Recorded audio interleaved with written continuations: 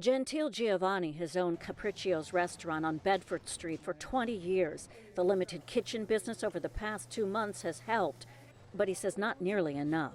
We've been doing just takeout and deliveries, and as a revenue we are down 80%.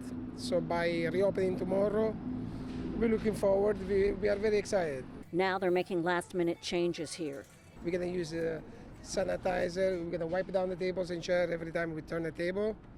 And employees with the masks, gloves. The executive director of the Connecticut Restaurant Association says before the pandemic, there were 160,000 food employees in the state.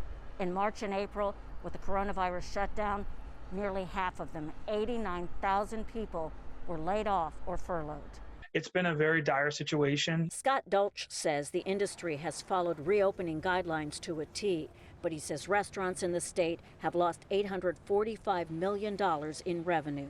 We also need to get this industry back up and running, not only in Connecticut, but really in the tri-state area. It's very, very important to the lifeblood of all of our communities. David Corris is president of Stamford Downtown. He says surveys have shown that diners are ready to come back, but some are cautious. People are not ready to be out in big groups, but as long as they're in small settings where they have a comfort level that the proprietors are following the necessary precautions, they want to get back out.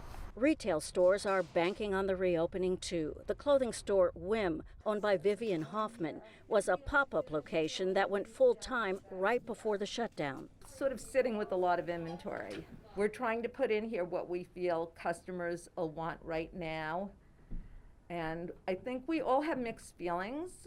We're excited to be back open, but a little nervous. Businesses are hoping shoppers and diners will be conscientious and loyal. We need the people outside again, and we need to restart.